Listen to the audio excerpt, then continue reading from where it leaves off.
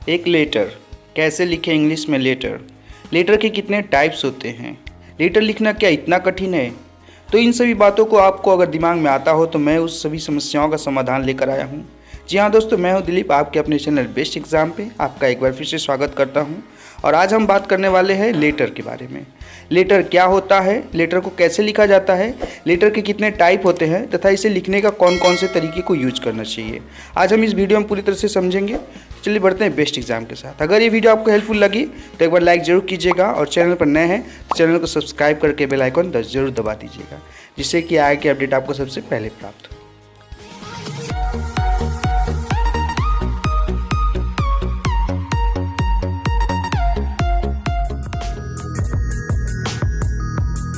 Letter two types के होते हैं, एक फॉर्मल और दूसरा इनफॉर्मल।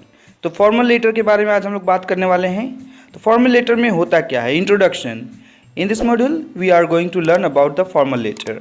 फॉर्मल लेटर को कैसे लिखेंगे, कितने टाइप्स होते हैं, कौन कौन से इंट्रोडक्शन उसमें देना इंपॉर्टेंट है। तो इससे पहले कि हम लोग फॉर्मल लेटर के बारे में जानते हैं कि एक formal letter is an effective means of written communication between the individuals, officials और ऑर्गेनाइजेशंस। इसको हम लोग लेटर लिखते हैं जब भी, तो उसमें किसी इंडिविजुअल को लिखा जा सकता है कम्युनिकेट करने के लिए, इंडिविजुअल को, ऑफिशियल को और या ऑर्गेनाइजेशन को। तो इसके कुछ पर्पज़ होते हैं। कौन कौन से पर्पज़ होते हैं। Purpose of the formal letter, a formal letter is written for the various purpose to. इसको विभिन्न प्रकार के उपयोगों के लिए लिखा जाता है। An editor of a newspaper, magazine और जर्नल। एक एडिटर को लेटर लिखा जा सकता है, एक मैगजीन जर्नल को लिखा जा सकता है, एक प्रिंसिपल को लिखा जा सकता है जो कि एक प्रोफेशनल होते हैं, जैसे कि किसी स्कूल के प्रिंसिपल हो गए, किसी कॉलेज के प्रिंसिपल हो गए। एक डॉक्टर को लिखा जाता है एक अपॉइंटमेंट के लिए।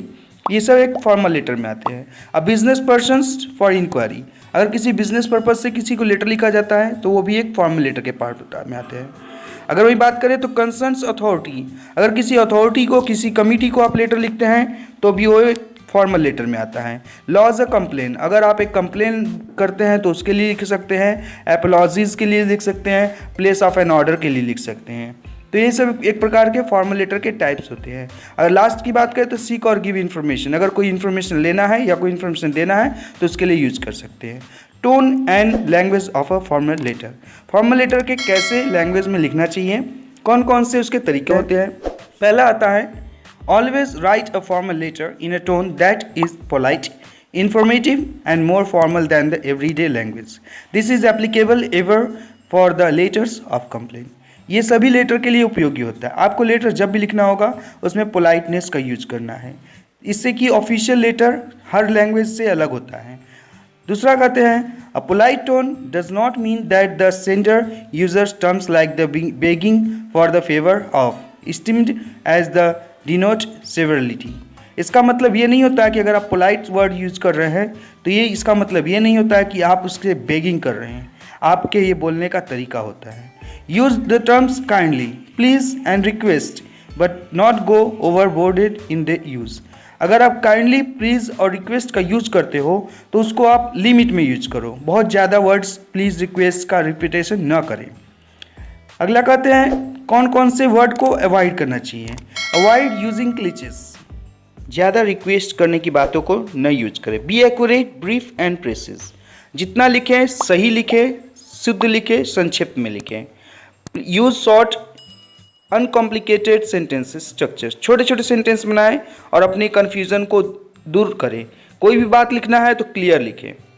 अगला पॉइंट अगर बात करें तो फॉर्मल लेटर के किस टाइप से होते हैं, इसका पूरा फॉर्मेट कुछ इस तरह से होता है। इसको हम लोग लिखते हैं तो पहले हम लोग इंट्रोडक्शन में पूरे एक अलाइन में रखते हैं कि जितना भी लेटर का लेफ्ट साइड होगा वो पूरे एक अलाइन में होगा। उसके बीच बीच में एक एक लाइन का गैप रखना जरूरी है कि हम लोग किस तरह से पार्ट को डिवाइड करेंगे। First part, second part, third part and fourth part, इसमें 4 पार्ट को डिवाइड कर सकते हैं। पहले पार्ट की बात करें तो पहले पार्ट में हम लोग लिखते हैं टू द एडिटर, जो कि फर्स्ट पार्ट होता है, उसका इंट्रोडक्शन यानी किसको हम लोग लेटर लिख रहे हैं। वहाँ हम लोग स्टार्ट करेंगे तो उसको हम लोग पहले रिसीवर्स डेजिग्नेशन एंड एड्रेस का प्रयोग करते हैं। यहाँ पर हम लोग लिखते हैं टू द एडिटर, उसके बाद एडिटर के बाद किसको लिखा जाना है, एडिटर है तो एडिटर को, मैनेजर है तो मैनेजर को। इस तरह से हम लोग किसी एक के नाम लेटर लिख सकते हैं। अगर आपको नाम पता नहीं है तो आप डायरेक्ट उसी के नाम लिख सकते हैं, जैसे कि उसके डेजिग्नेशन के हिसाब से। अगर एडिटर हैं तो वहाँ पर आप लोग द एडिटर लिख सकते हो। अगर एडिटर के बारे में नहीं पता है कि कौन है, अगर नाम पता है तो आप वहाँ पर नाम लिख सकते हो, जैसे मिस्टर सिंह, मिस्टर रॉय। और अगर एडिटर के बारे में नहीं पता है तो आप सिंपल सी बात है टू द एडिटर लिख कर छोड़ दीजिए, टू द प्रिंसिपल लिख कर छोड़ दीजिए, इससे मैनेजर नहीं है, या टू द मैनेजिंग कमेटी, ऐसे वर्ड को यूज़ कर सकते हैं। तो इसके बाद आता है किसको लिखा जा रहा है, उसके एड्रेस को लिखना। तो उसके एड्रेस के लिए आप लोग जो एड्रेस दिया जाता है वो लिख सकते हो, जैसे the times of India Kolkata. उसके बाद बात करते हैं सब्जेक्ट। सब्जेक्ट एक बहुत ही इंपॉर्टेंट चीज़ होता है हर लेटर का। सब्जेक्ट इंडिकेट करता है कि लेटर में है क्या और ये लेटर किससे संबंधित है। लेटर का सब्जेक्ट जो होना चाहिए वो मिनिमम 10 to 15 वर्ड होना चाहिए, इससे ज़्यादा ना हो, यानी एक लाइन में आपका लेटर का सब्जेक्ट आ जाए और ये टू द पॉइंट होना चाहिए। जैसे प्लास्टिक शुड बी बैंड, या subject request for a leave, या सब्जेक्ट कुछ ऐसे भी हो सकता है complain regarding the inflated telephone bills. इस तरह के सब्जेक्ट हम लोग लिख सकते हैं, या order for the support equipment. इस तरह के छोटे छोटे सेंटेंस से हम लोग अपना किसी भी तरह का सब्जेक्ट लिख सकते हैं। अब बात करते हैं salutation of a formal letter. जब हम फॉर्मल लेटर लिखते हैं तो हमें एक सैल्यूटेशन की ज़रूरत होती है, और वो सैल्यूटेशन देने का मतलब होता है उसे अपने सामने वाले को सम्मान जनाना। तो यहाँ पर हम लोग dear sir, respected sir, dear madam या डियर मैम भी लिख सकते हैं। इस तरह से हम लोग वर्ड का यूज कर सकते हैं, या अगर कुछ नहीं तो सर या मैडम भी लिख सकते हैं अगर अननोन है लेटर को देने वाले के लिए। तो हम लोग इस तरह से डियर सर या डियर मैडम या रेस्पेक्टेड मैम और सर लिख भी सकते हैं। अब आगे बात आता है body of a letter. Important part यहीं पर बचा हुआ है कि हम लोगों को काम करना है यहीं पर। बॉडी के 3 पार्ट होंगे। पहला पार्ट जो होगा उसमें हम लोग अपने व्यू पॉइंट को दिखाएंगे कि हम ये लेटर लिखना क्यों चाहते हैं आपको। उसके बाद हम सेकेंड पार्ट में उस लेटर के संबंध में लिखेंगे कि हमने ये लेटर जो लिखा है वो किससे संबंधित करके लिखा है।